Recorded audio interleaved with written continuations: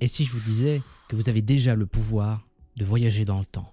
Et ouais, on serait déjà pourvu de cette faculté, ou en tout cas ce serait une compétence qui appartiendrait à la conscience. Mais alors si vous avez déjà vécu, mettons, des expériences avec des psychédéliques, où 1 heure équivaut à une journée entière de vécu, si vous avez déjà vécu aussi des sorties hors du corps, où vous passez 1 heure en sortie hors du corps, vécu, pour 5 minutes de temps réel. Ou par exemple, vous courez un marathon ou un sprint et vous arrivez dans un état de flow, où le temps il commence à se suspendre. Alors vous savez de quoi je parle.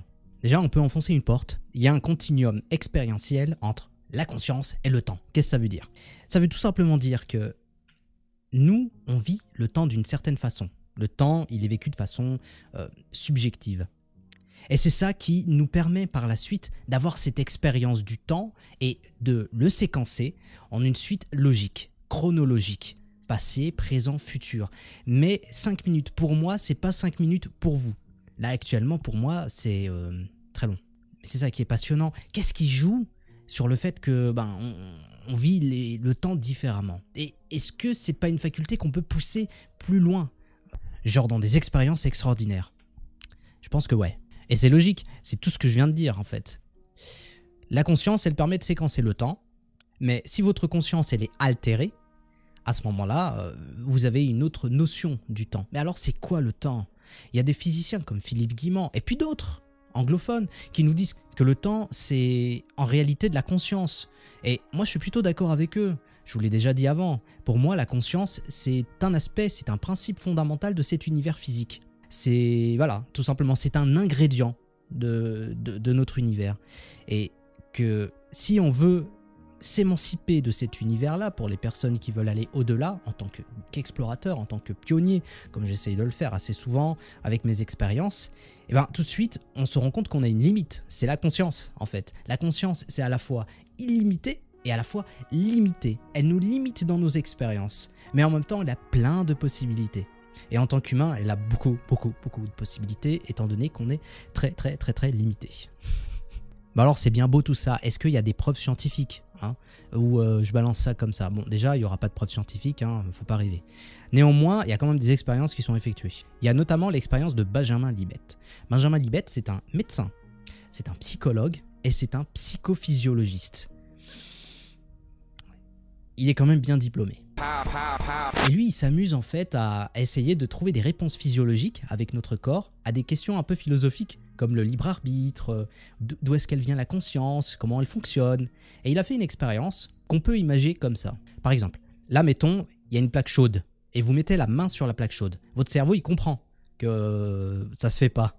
Mais l'information de la douleur, elle vient après. Par contre, ton cerveau, il a anticipé la sensation et t'as déjà mal. C'est comme si la conscience était capable d'antidater l'information de la douleur. C'est comme si l'information de la douleur avait voyagé dans le temps de quelques secondes. Et du coup, pour lui, ça suggère tout simplement que la conscience, elle ne vit pas le temps de façon linéaire.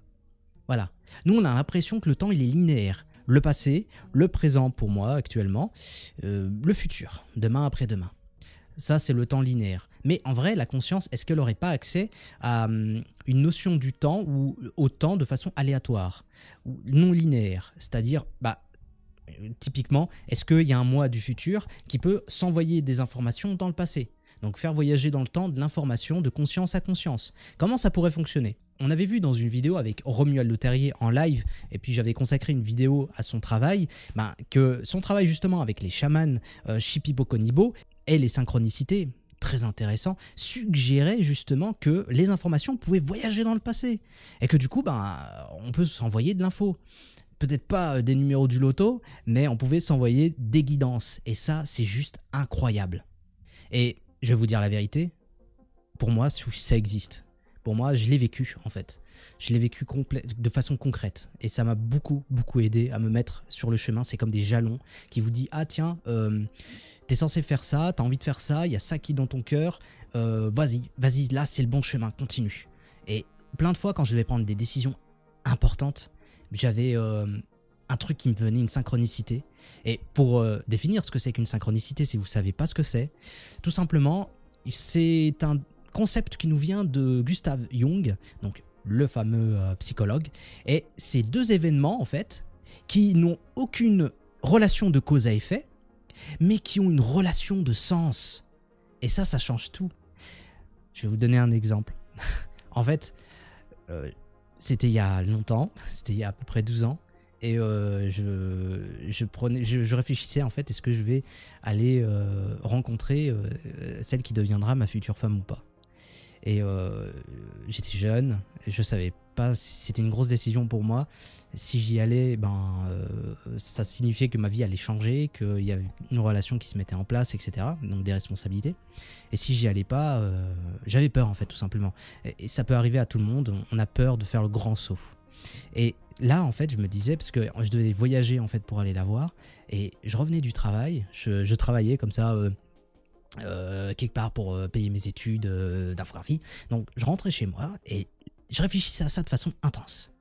Et là en fait sur ma gauche il y a une espèce de pancarte géante comme ça où il y a tout le temps un rouleau qui arrive avec une publicité. Voilà, typiquement vous voyez en fait les panneaux publicitaires géants qui changent en fait à chaque fois de façon aléatoire.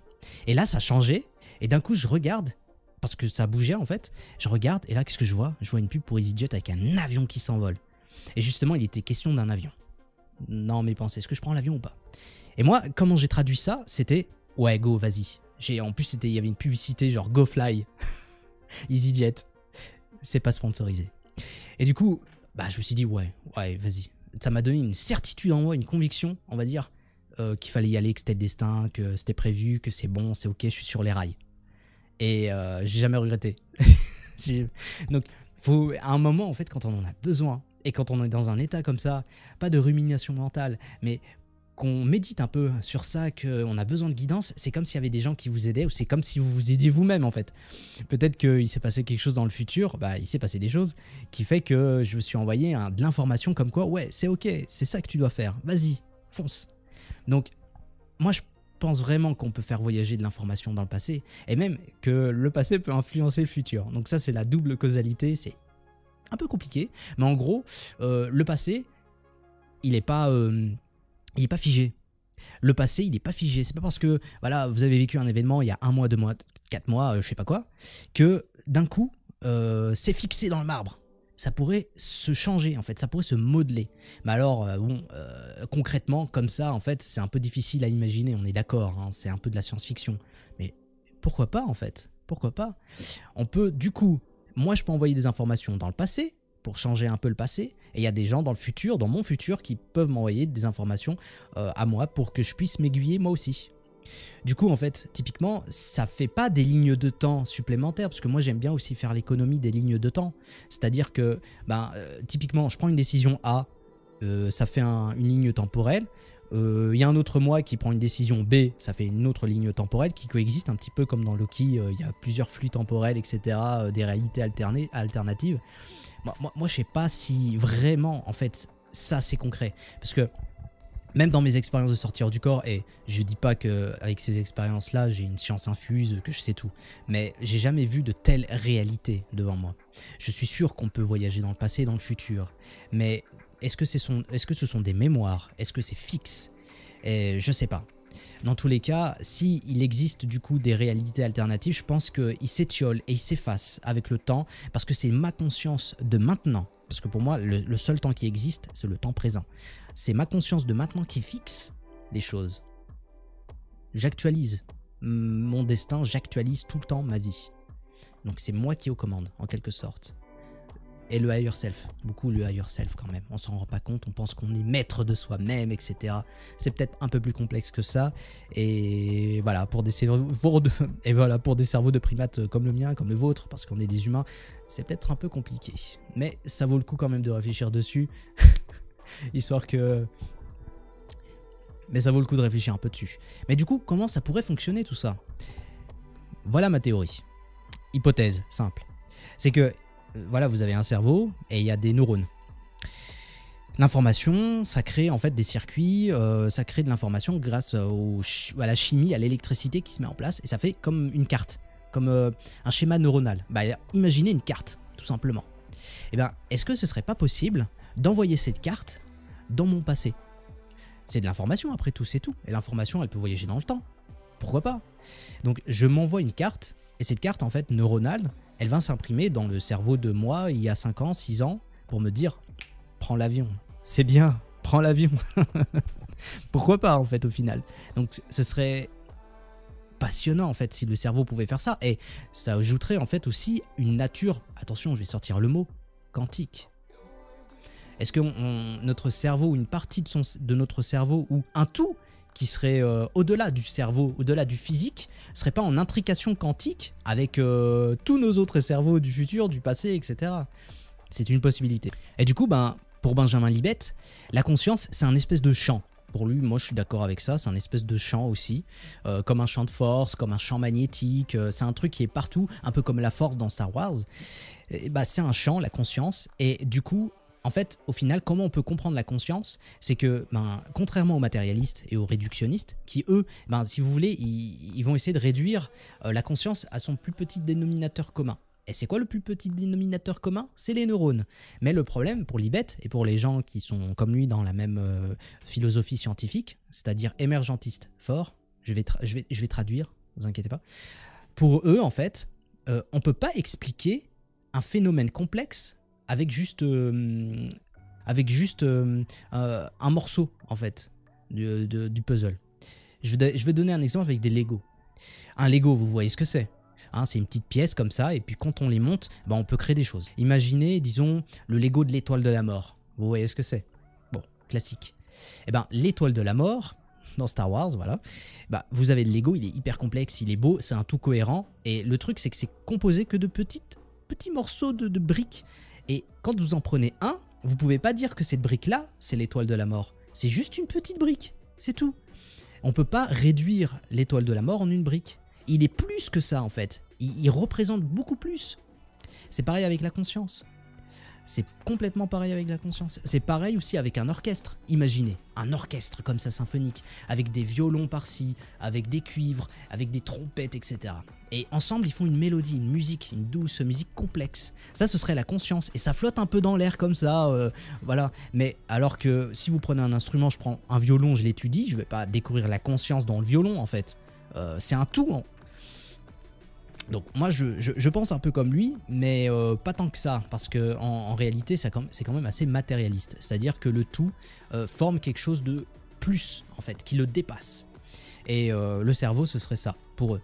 Moi je pense que la conscience elle vient d'ailleurs de toute façon, mais que le cerveau y participe, genre allez à 90% quand même pour la création de la personnalité terrestre, c'est-à-dire votre ego en quelque sorte. Et il y a autre chose qui est infusée. Et les spiritualités, les mystiques, les expériences de conscience nous permettent de toucher à ces 10% d'ineffable, de magnifique, de divin en quelque sorte. En plus, si on va aller beaucoup plus loin du coup sur ce 10% avec le higher self, le soi supérieur ou le soi selon Jung, c'est une partie de nous qui serait vraiment nous en fait, le vrai soi. C'est un peu comme la personne qui joue en fait à la PlayStation. Ce serait la personne, c'est le joueur, et nous en fait on serait l'avatar dans le jeu vidéo, dans la simulation, et qui se prendrait pour la personne entière. Ou comme on dit en fait tout simplement, ce serait le petit doigt qui pense être l'entièreté en fait. Mais non, le petit doigt il fait partie d'un tout un organisme complexe, etc. Donc moi aussi je fais partie peut-être d'un organisme, d'une grande symphonie en fait dont j'ai pas forcément conscience, ou très peu, même avec mes sorties hors du corps.